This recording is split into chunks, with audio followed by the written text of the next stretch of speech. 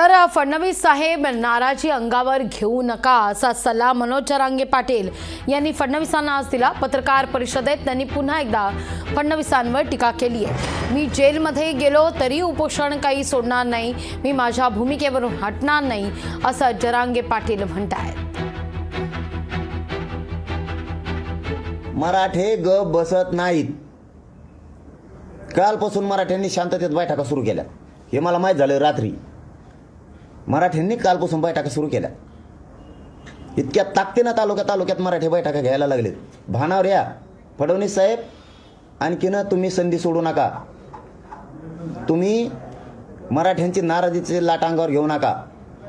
सगळ्या सोयऱ्यांची अंमलबजावणी करा आणि दूध का दूध पाणी होऊ द्या। ती नेमली ना, होऊन द्या, ती काय करायची ती मराठ्यांचं वाटोळं करायचं, यासाठी त्यांचे खूप आटोकाट प्रयत्न सुरू आहेत। परंतु मी हरणार नाही मायबाप मराठ्यांनो, आणि जिंकूही देणार नाही त्यांना।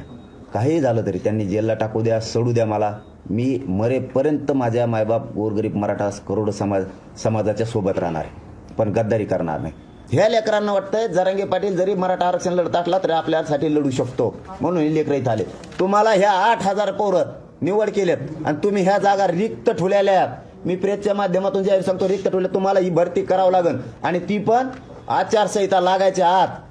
नसता हे सगळ्या जाती धर्माची बांधव सुद्धा स्वतःच्या लेकराच्या न्यायासाठी माझ्या खांद्याला खांदा लावून उभा राहणार आहे। मी सुट्टी देणार नाही तुम्हाला।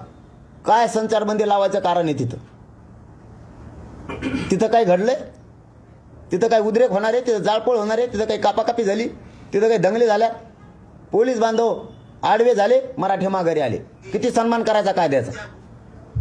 तुम्ही ती संचारबंदी तिथली उठवा। गृहमंत्री साहेब, तुम्ही अन्याय करू नका, लोकांवरती दडपशाही आणू नका। तुम्ही किती दडपशाही आणली संचारबंदीच्या माध्यमातून, तुमच्या हातात सत्ता आहे म्हणून सत्तेचा दुरुपयोग जर तुम्ही जनतेसाठी केला, तर यामध्ये मोदी साहेबांनी आणि शाह साहेबांनी सुद्धा लक्ष घालणं गरजेचं आहे की देवेंद्र फडणवीस साहेब जाणून बुजून महाराष्ट्रातल्या मराठा समाजावर दडपशाही करायला लागले। लोकशाही मराठी ऐका, पहा, जागरूक रहा।